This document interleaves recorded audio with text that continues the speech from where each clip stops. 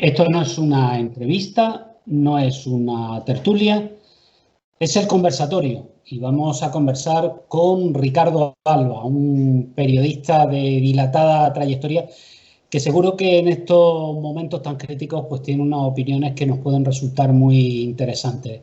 ¿Qué tal, Ricardo? ¿Cómo estamos? Pues mira, muy bien, afortunadamente, en cuanto a salud se refiere, y además encantado de poder saludarte a través de esta video charla, porque hacía muchísimo tiempo que no nos veíamos, y bueno, esta es Sí. una magnífica oportunidad para reanudar ese contacto personal, porque por otros distintos medios ya lo hemos tenido.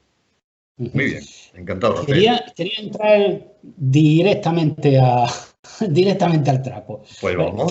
qué opinión te merece la polémica que se ha generado con el tema de la presencia, o mejor dicho, la no presencia del rey como jefe del Estado en Cataluña para la entrega de esos despachos a los jueces? Pablo Casado ha llegado a decir que es la mayor crisis institucional que hemos tenido, pero bueno, también es cierto que eso mismo se decía con el referéndum de Cataluña, se decía, en fin, que bueno, estas palabras grandilocuentes también son habituales.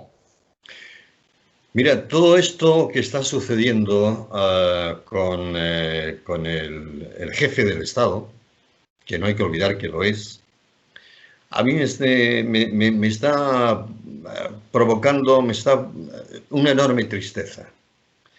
Enorme tristeza porque a mí se me escapa a la razón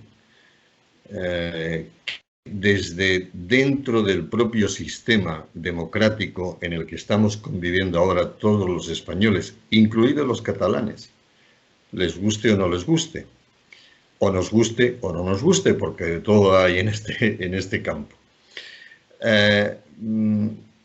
Ya no solamente que desde dentro del gobierno, sino ya incluso parlamentarios, es decir, personas que han, si no prometido, jurado, por lo menos han acatado una constitución vigente que es la que nos estamos, en la que nos estamos moviendo. Bien, esta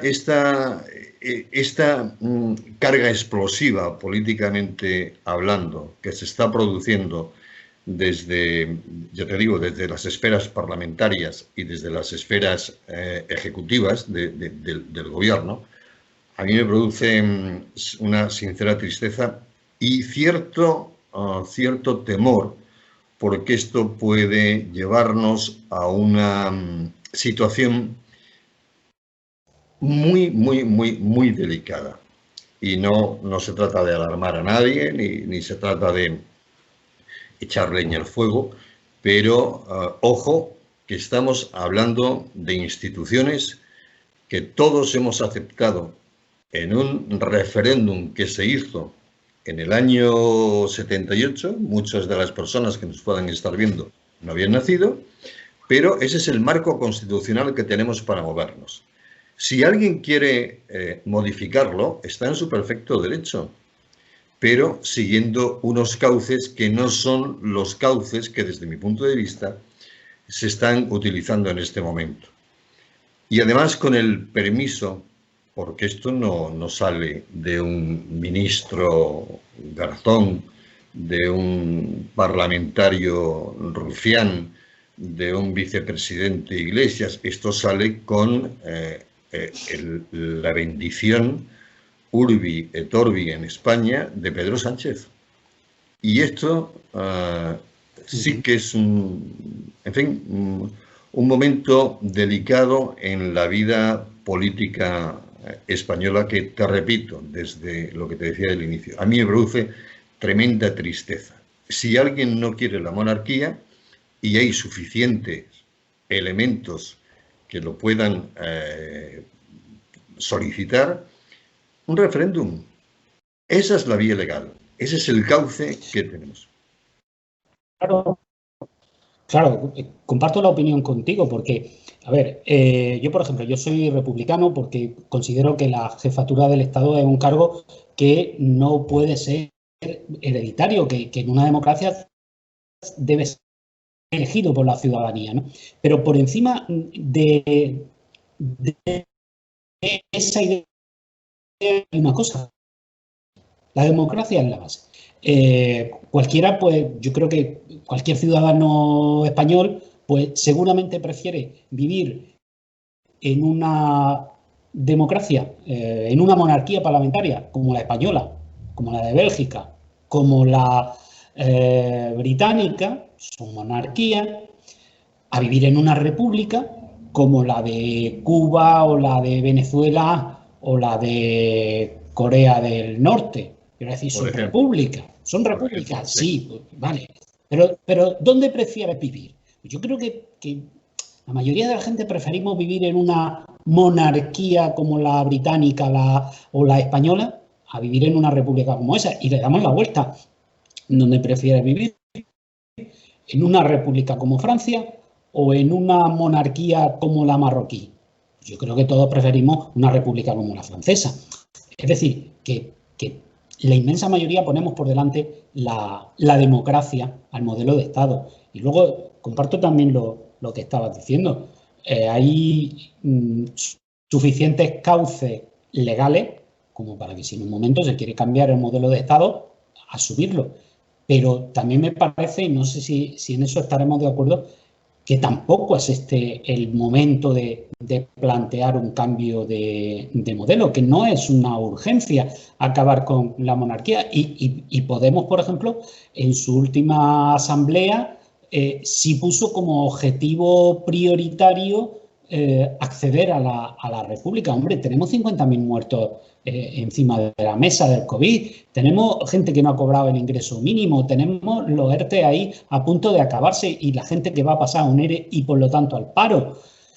Sin embargo, realmente el problema en España es el modelo de Estado. Mira, Rafa, permíteme que te diga, Rafa, Claro. Verás, tú y yo somos periodistas y nos estarán viendo pues empresarios, fontaneros, carpinteros, profesionales, médicos, qué sé yo. Personas que utilizamos la cabeza. El político, yo parto siempre de la idea que cuando alguien llega a la política y tiene, ocupa lugares de decisión, tiene un cortocircuito mental.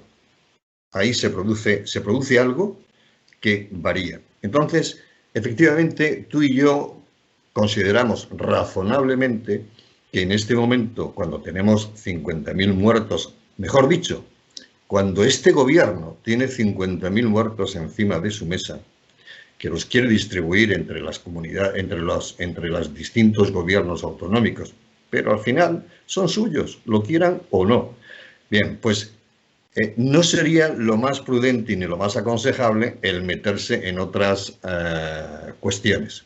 Pero si yo me pongo en el lugar del político y de estos políticos, bueno, de estos políticos por llamarlos de alguna manera, y a lo mejor me excedo, ¿no? Pero si me pongo en el lugar de estos políticos, yo creo que maquiavélicamente para ellos es el momento oportuno.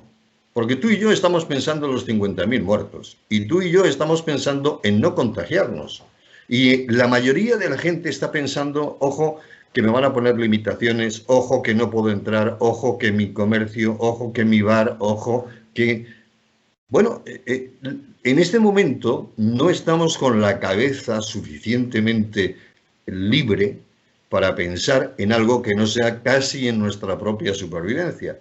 Y esto, civilinamente y maquiavélicamente, se puede utilizar para ir empezando con estos globos sonda, bueno, como estamos medio anestesiados por esta psicosis que nos rodea, que nos envuelve, pues posiblemente sea un momento elegido por estos políticos. Bueno, insisto, políticos, bien, vamos a dejarlo ahí porque si no me metería en una pendiente. Sí. Quería preguntarte también sobre otra cuestión que a todos nos llama mucho la atención. A ver cómo la valoras tú.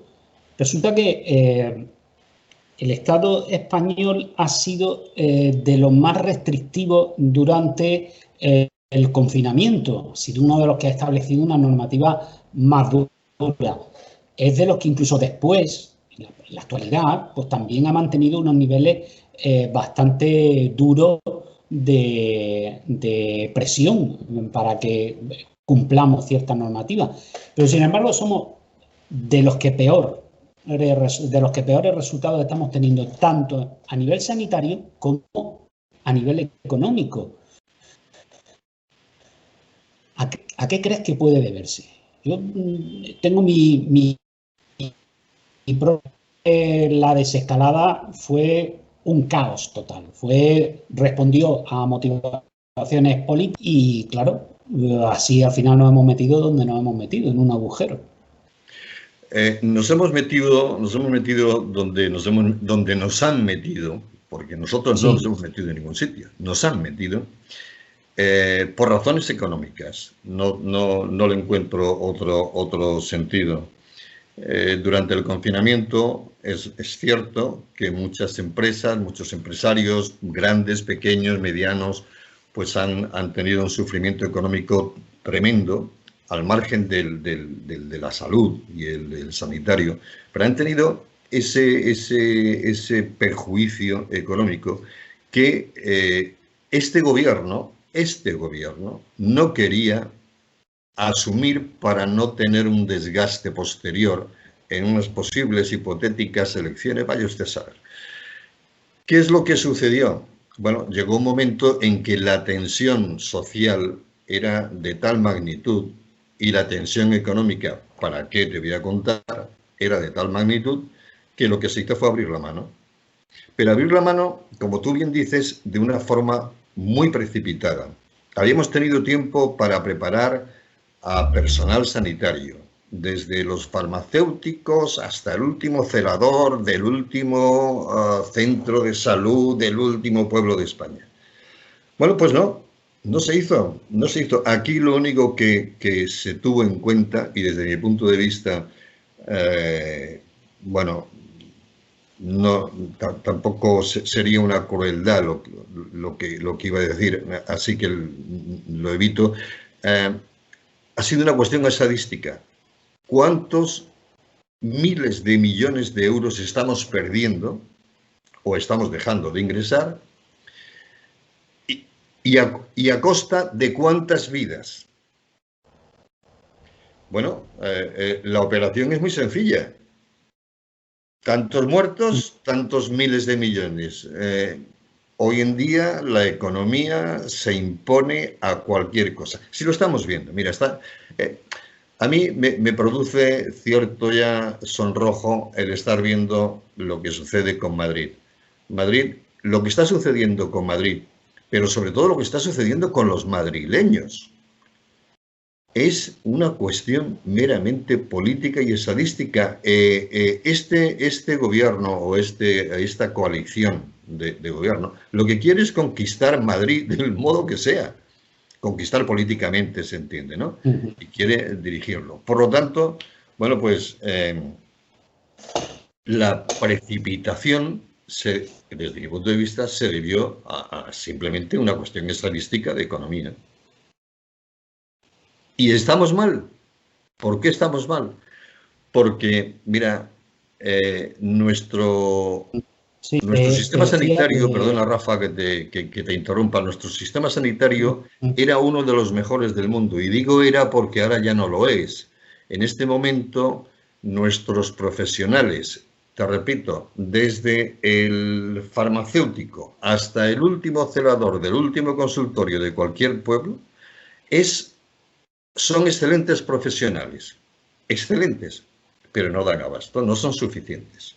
Y además se utilizan mal los recursos. Pero ¿qué es lo que sucede? Que el sistema sanitario español ha tenido tantos recortes, y me da igual quien los haya recortado, pero el caso es que estamos en esta situación tan lamentable, tantos recortes, que el sistema sanitario español no es el mejor del mundo, es casi tercermundista.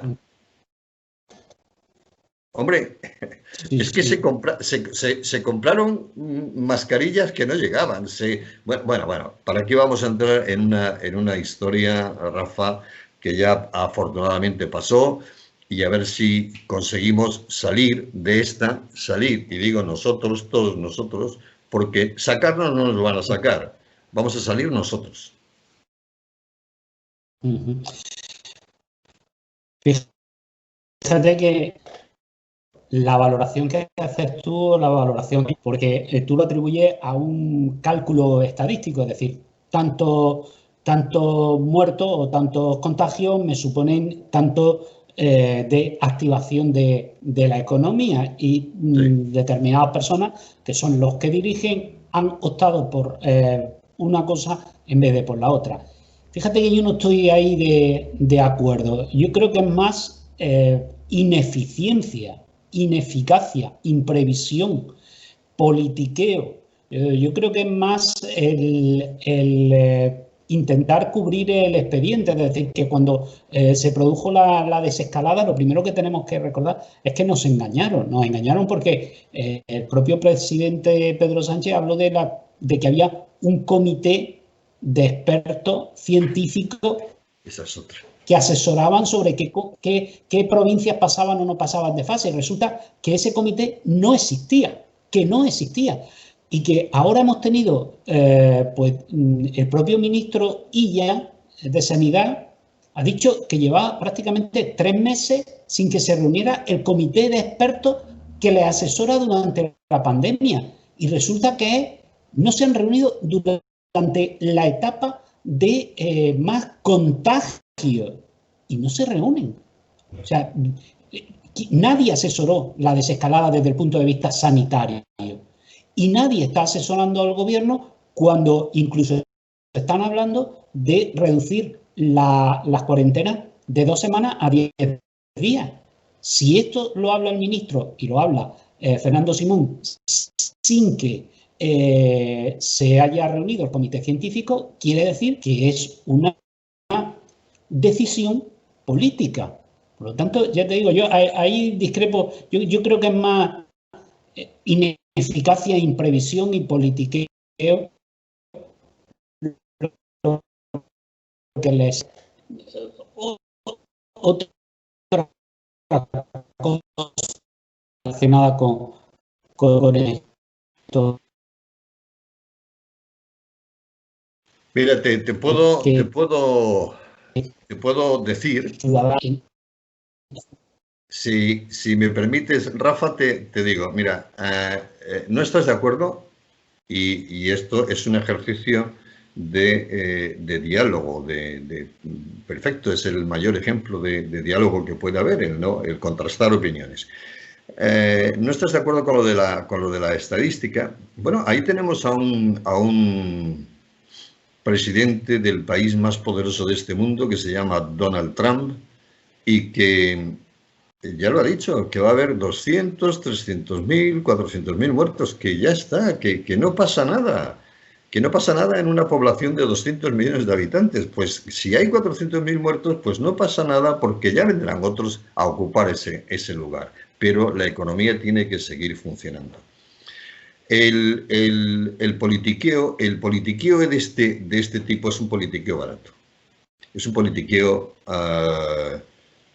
bueno, de ir eludiendo responsabilidades, de ir echando las culpas y balones fuera.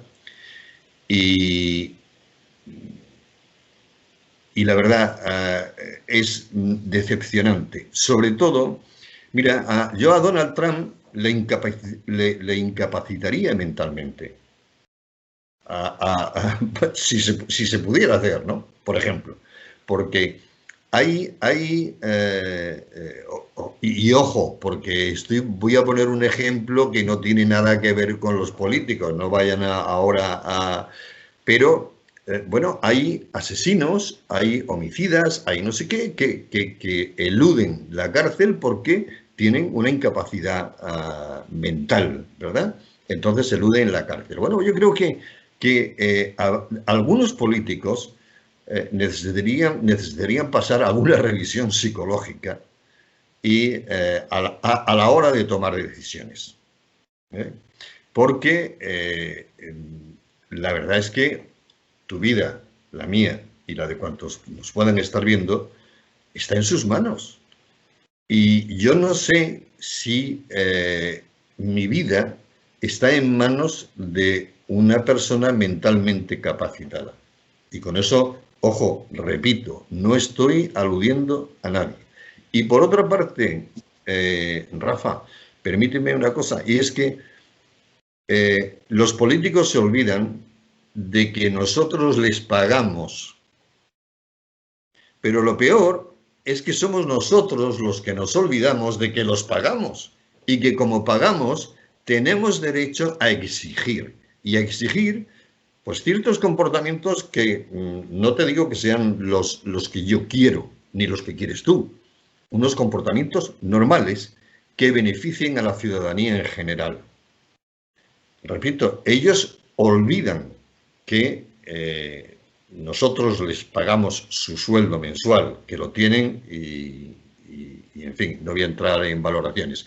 Pero lo peor de todo es que los ciudadanos olvidamos que nosotros somos los que pagamos y que cuando compramos un frigorífico y el frigorífico no funciona, pedimos la hoja de reclamaciones. Bueno. Sí, te quería preguntar también sobre Ciudadanos. ¿Tú crees que acertaron con esa aproximación al Partido Socialista? Y en todo caso, ¿qué crees que hará el Partido Socialista? ¿Intentará pactar unos presupuestos con Ciudadanos o acabará haciéndolo con digamos, el grupo que le aupó en la moción de censura a Pedro Sánchez? ¿Tú por dónde crees que irán los tiros? Te tengo que hacer un previo. Yo he conocido, y además muy de cerca, distintos gobiernos, tanto de la nación como autonómicos. Y los he conocido muy de cerca. Y más o menos uno podía, si no saber a ciencia cierta, podía intuir por dónde iban a ir los tiros políticos, quiero decir. Sí, claro. En este caso, y con estos políticos, repito, que tenemos, es inútil. Es inútil, porque estos políticos no manejan la política para gestionar, utilizan la política para el poder. Entonces, Ciudadanos va a ser una pieza de este ajedrez endiablado que tenemos en nuestro ámbito político de hoy día. Ciudadanos es una pieza de ajedrez que va a ser movida a conveniencia de quien en este momento maneja todos los hilos, que es un presidente de gobierno con sus adláteres. Por lo tanto, Ciudadanos tiene que, lo que está haciendo, yo entiendo que es lo que está haciendo y que es buscarse un hueco bajo el sol, ¿no? Necesita presencia, necesita estar, pero que a Pedro Sánchez le importa 3 rábanos Ciudadanos, como le importa 3 rábanos Bildu, pues es que le da igual. Si aquí lo que importa es mantener el poder.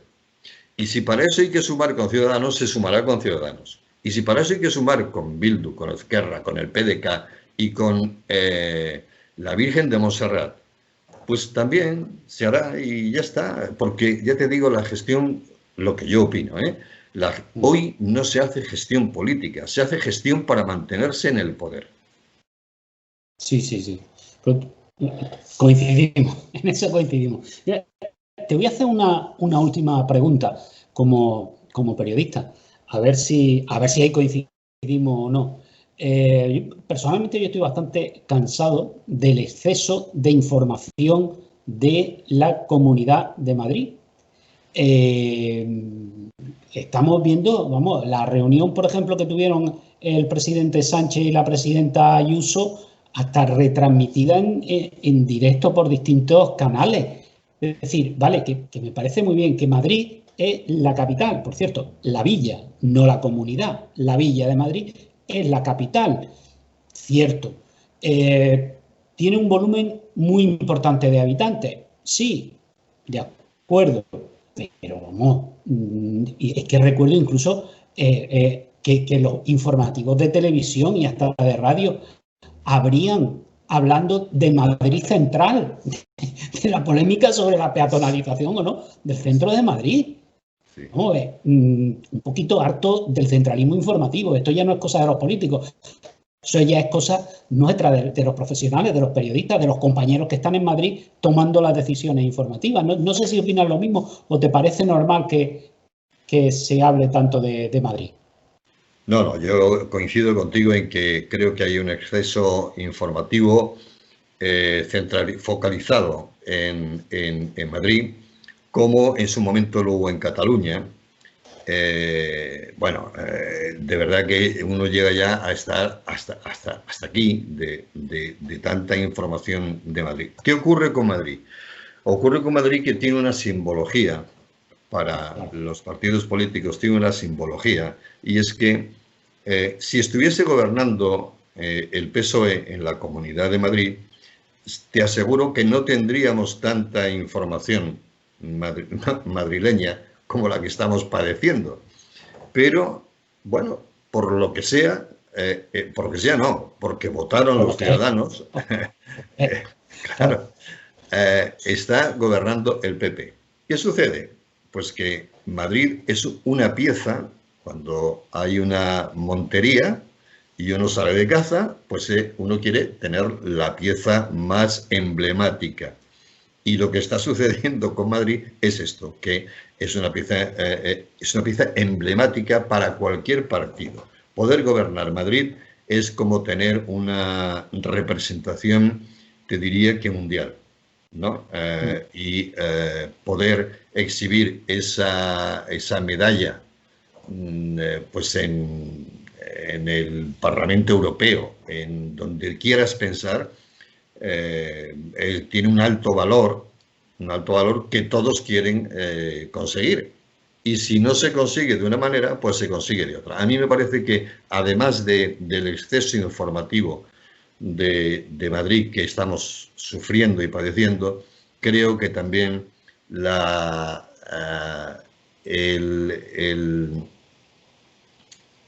presión que están ejerciendo todos los partidos políticos sobre la política de Madrid no es ni buena ni mala, es que no contribuye a que Madrid salga de la situación sanitaria que tiene. Porque no puedes estar atendiendo a 14 frentes, no puedes estar atendiendo a los que te quieren apuñalar por la espalda, los que te quieren meter en la espada por el pecho, y además dices, bueno, y además tengo que salvar a mis vecinos, ¿no? Y esta es mi opinión, vamos. Sí, claro, no, por eso precisamente, porque coincido contigo, es por lo que yo atribuía más a nuestros compañeros periodistas de Madrid esa responsabilidad, porque tal y como estás diciendo, para los partidos políticos, efectivamente, Madrid es el gran símbolo, es la capital del Estado, por lo tanto es el gran símbolo. Gobernar la Villa de Madrid desde la alcaldía o gobernar la Comunidad de Madrid, pues es clave, ¿no? Y hacer una buena o mala gestión de Madrid es también clave a la hora de exhibir mérito ante el electorado. Pero por eso hacía la autocrítica, es decir, los medios deberíamos contrarrestar ese interés de los políticos, es decir, no dejarnos arrastrar por la marea de los políticos, de esa lucha por exhibir lo bueno o lo malo de Madrid, sino nosotros como periodistas, me refiero a los compañeros de allí, es decir, oye, ya está bien, ¿no? O sea, claro que hay que informar, pues por ejemplo ahora con el COVID, pues claro que hay que informar, porque son mucha gente, porque son los que están en peor situación o casi, es verdad, hay que informar sobre eso. Hombre, a mí lo que pase en la línea 1, en la línea 7 del metro, me importa menos, bastante menos que lo que pasa, pues no sé, en el metro de Sevilla. Por ejemplo. Porque me queda más cerca. Por ejemplo, o qué sé yo, o en el Zoco de Toledo. Qué sé. Claro. Rafa, que sí, que tienes toda la razón y además coincidimos en ello. Hay nuestros colegas en Madrid, que además, por eso de estar en la capital del reino, en la corte, pues parece ser que tienen cierto, no lo sé, ciertos privilegios, ¿no? Ciertas prebendas, ¿no? Pues también lo tienen fácil. Es que, bueno, antes que, perdona, sí. antes que echarse a la calle, como todos hemos hecho, a buscar la información, nos la dan hecha, pues bueno, pues ¿para qué? Mucho mejor. ¿Para qué? Ahora también hay una cuestión que quería decirte, y es que, si me permites, no sé si vamos bien de tiempo o no, no lo sé. Sí, ya con esto vamos a concluir cuando termine de... No, te iba a decir que, hablando de comunicación, yo he hecho en falta, a ver, el Partido Socialista es maestro en comunicar. Tiene una maquinaria de comunicación impresionante. Nace la información en un pequeño surtidor y de ahí se va extendiendo por todo el país, por donde haga falta. Y en cambio, esa información, ese caudal informativo, lo echo en falta de otros partidos políticos, que no sé si es que, bueno, o les da igual, o no saben hacerlo, o no quieren hacerlo, pero desde luego falta comunicación por parte del resto de organizaciones políticas, porque si no estaríamos recibiendo la información siempre y exclusiva en una sola dirección. Sí, estoy totalmente de acuerdo contigo. El PSOE es verdad que es un partido no de ahora, sino desde hace muchos años. Tiene una capacidad de comunicación muy importante, de distintos modos, desde su propia presencia en los medios, el control de los medios desde los órganos políticos o empresariales, que es lo que ha logrado tener representación.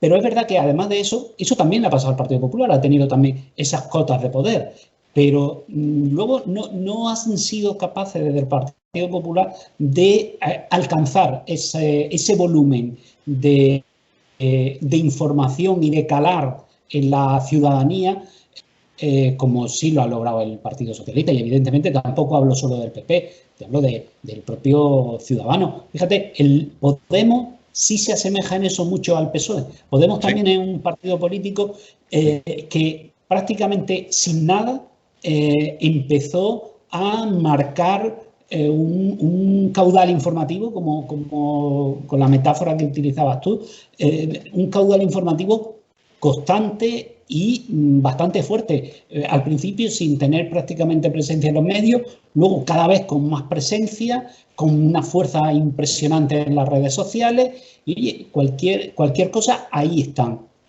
Luego no les ha valido porque han ido bajando de votos. Es verdad que están en el gobierno, pero han ido bajando desde que surgieron, han ido bajando elección tras elección, bajando en el número de votos. Ese también es un dato a tener en cuenta. Podemos ha sido decepcionante. La trayectoria de Podemos ha sido decepcionante. Yo recuerdo cuando apareció la formación política, que esperaba que fuese un revulsivo para los partidos tradicionales y en un principio lo fue, y de hecho algunos no tuvieron más remedio que modificar ciertos tipos de asociaciones políticas o de movimientos políticos, pero con el paso del tiempo la verdad que ha sido una decepción tremenda lo de Podemos, y ya no te quiero contar, bueno, pues es toda esa trayectoria última que estamos viendo y que simplemente a mí al menos me lleva a la decepción. Pues muchísimas gracias, Ricardo, por compartir este tiempo con Noticias de Almería. Y bueno, y cuando tenga otro rato libre y la tecnología nos lo permita, pues a ver si charlamos de otros temas, porque desde luego actualidad hay y un profesional como tú, pues muy ilustrador todo lo que nos puedas contar. Muchísimas Pues gracias, contigo Ricardo. cuenta conmigo cuando quieras y yo contigo desde luego siempre que sé que tú lo quieras, aquí estaré. Muchas gracias. Ha sido un placer. Muy bien, pues vamos a cortar esto.